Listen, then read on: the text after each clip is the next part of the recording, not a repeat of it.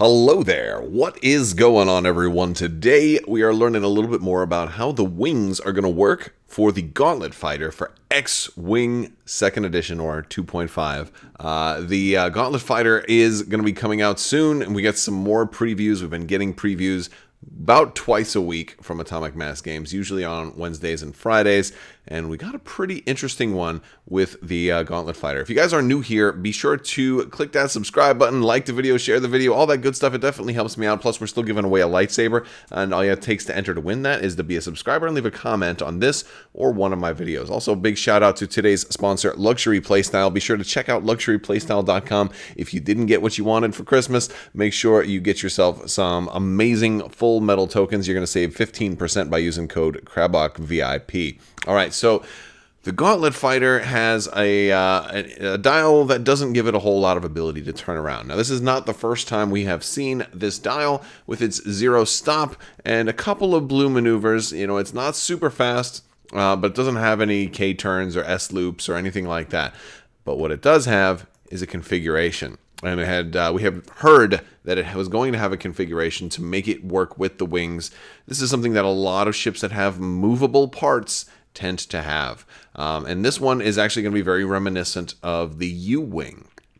So we have what's called Swivel Wing, and it has a down and an upside. This is going to be the configuration card here, and it says, after you execute a zero-speed maneuver, you may rotate your ship 90 or 180 degrees. If you do, you must flip this card. So it's a little different than the U-Wings because the U-Wing says you may, which is reasonable. So, of course, you can have it this way for a while, but once you do that zero speed, you may, rotate. Now, if you want, you can just do a speed zero, not rotate, and then at that case, you don't have to flip the card. But if you do the rotation, and having it 90 or 100 degrees is awfully flexible. I think a lot of times it'll be the 180, but there's plenty of times where a 90 is going to be perfect, and you get to kind of make that determination when you do the maneuver. But then we're going to flip the card over, and we have Swivel Wing up. While you defend, roll one fewer defense die, which is reasonable. Also very similar to how the pivot wing on the U-Wing works. After you fully execute a non-stationary maneuver, you may flip this card. And of course, you will probably want to flip this card. But this says, again, this is a little bit of, a little different than the U-Wings, but mostly the same. So, you're going to just do this to turn around. And then once you start going again, you're going to flip this back down so you can roll your maximum number of defense dice. So it's very nice to see. It's kind of curious what this is actually going to cost. The pivot wing doesn't really have an additional cost on the U-Wing, so I'm curious if this will be a free upgrade or if it will be an optional upgrade. That's going to be a big question here, because this ship not having the ability to turn around without it is significantly less maneuverable. But this does give the Gauntlet a tremendous ability to replace itself and reorient itself depending on how the fight is going.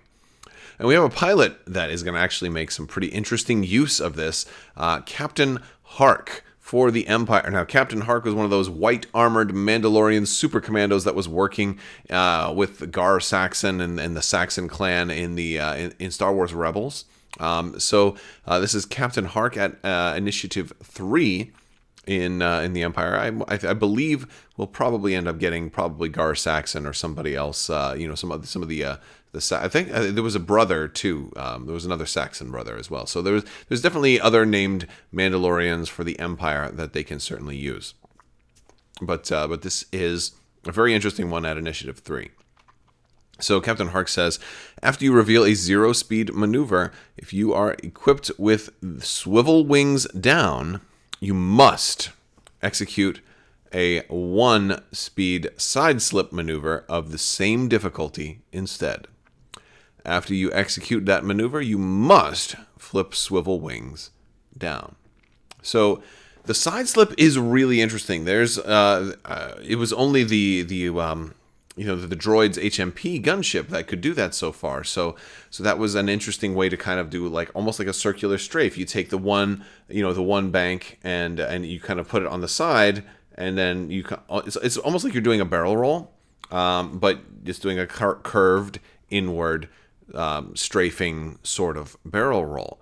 And this is really interesting because of the size of this base, being a large based ship, to be able to do a side slip like that. And it's a maneuver as well. So I haven't actually played the droid gunships yet, and so like trying to do a side slip, it's just not something that seems intuitive to me. So I'm like, this seems like it's going to be harder to master than most other types of maneuvering, especially when you have that large base and you're trying to move that around. Because that goes in the side, right? You got to do it sideways and just go boom. So that's going to be really interesting, and I'm curious how many people are going to do this and end up, bumping another ship and ending up on an asteroid.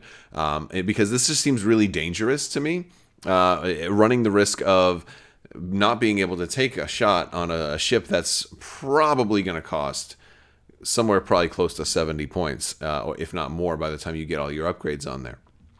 So I'll be really interesting to see. I'll be really interested to see how what else they have for the Empire, and how hard or easy it ends up being to maneuver this guy and to do these side slips and make them work. It could be one of those things that ends up being absolutely magnificent, or it could be one of those things that ends up leaving you hating the new rules, because now all of a sudden this side slip that was supposed to be relatively safe and it was just going to put you on a gas cloud under the 2.0 rules. Now in 2.5, it's like, no, all obstacles mean you can't shoot. So I think if I was going to run something like this, I'd probably want to run seismic charges or something to basically to get rid of obstacles, to kind of clear out the board a little bit more.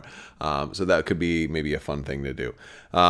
But yeah, so that's basically all we got so far for the Gauntlet Fighter. So not a whole lot, but I mean, they've been giving us so much. There's not very many pilots that I would imagine are remaining. Possibly Gar Saxon, possibly Ezra for the Rebellion.